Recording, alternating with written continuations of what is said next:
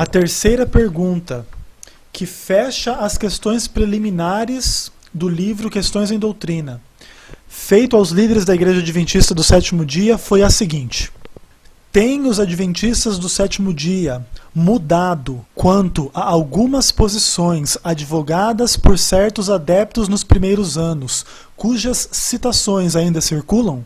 Tais citações não representam incorretamente os ensinos atuais da liderança adventista? Assim foi essa pergunta respondida.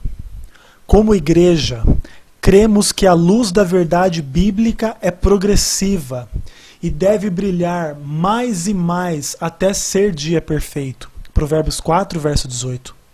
E temos procurado andar na luz progressiva da verdade. Jamais nos conduzimos por credos formais e fixos, dizendo, isto é a verdade até aqui e não iremos mais além. Ellen White representa o pensamento adventista quando escreve: ao que está em viva comunhão com o sol da justiça, sempre se revelará nova luz sobre a palavra de Deus. Ninguém deve chegar à conclusão de que não há mais verdades a serem reveladas. O que busca a verdade com diligência e oração encontrará preciosos raios de luz que ainda hão de brilhar da palavra de Deus. Há mais de um século, os fundadores da Igreja Adventista do Sétimo Dia eram de várias procedências denominacionais. Conquanto todos fossem pré-milenistas, ou seja, acreditavam na volta de Jesus antes do milênio descrito em Apocalipse 20. Alguns eram trinitarianos, outros não, eram arianos. Acreditavam na criação de Cristo por parte do Pai e não acreditavam na personalidade do Espírito Santo. A maioria era arminiana, ou seja, acreditava que o homem possui livre-arbítrio. Uns poucos, porém, eram calvinistas e negavam essa verdade. Alguns insistiam no batismo por imersão. Outros sustentavam que podia ser praticado o batismo por aspersão. Havia diversidade nesses pontos. E à semelhança de outros grupos religiosos, nosso período inicial foi caracterizado pela transição e adaptação. Estava surgindo uma igreja.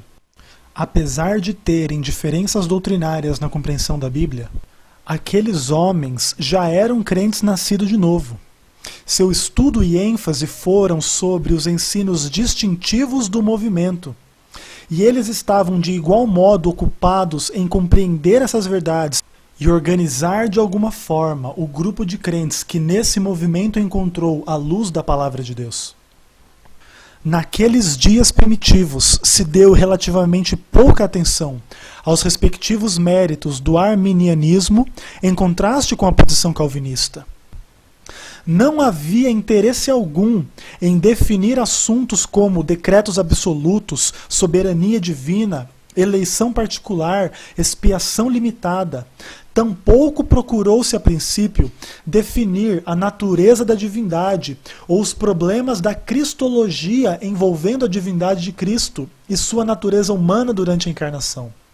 Assim ocorreu também na questão da personalidade e divindade do Espírito Santo, a natureza, escopo e plenitude da expiação, a relação da lei com a graça, ou a plenitude da doutrina da justificação pela fé e coisas semelhantes. Com o passar dos anos, porém, a diversidade inicial de ideias sobre certas doutrinas gradualmente foi dando lugar à unidade de opinião. Posições claras e firmes foram tomadas pela grande maioria sobre doutrinas como a divindade pré-existência eterna de Cristo e a personalidade do Espírito Santo. Estabeleceram-se ideias precisas sobre a justificação pela fé, a legítima relação entre a lei e a graça, e sobre a morte de Cristo como expiação sacrificial completa para o pecado. Uns poucos, entretanto, sustentavam suas ideias anteriores, e por vezes essas ideias chegaram a ser impressas e publicadas. Contudo, nas últimas décadas, a Igreja tem estado praticamente unida nas verdades básicas da fé cristã. O próprio fato de nossa posição estar agora esclarecida nos parecia suficiente. Percebemos que nossos ensinos se tornaram claros e nenhuma declaração especial de mudança quanto a essas ideias se tornou necessária. Hoje, a ênfase principal de toda a nossa literatura denominacional, bem como das contínuas apresentações da mensagem pelo rádio e televisão, é posta nos fundamentos históricos da fé cristã. Contudo, as acusações e os ataques têm persistido. Alguns continuam a reunir citações extraídas de nossas publicações mais antigas, há muito obsoletas, e que não são mais impressas.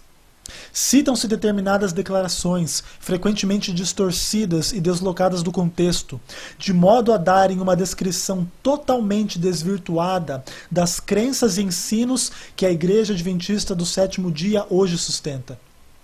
Outra consideração se deve levar em conta é que os adventistas, não tendo nenhum credo formal, não controlam rigidamente o pensamento de seu ministério.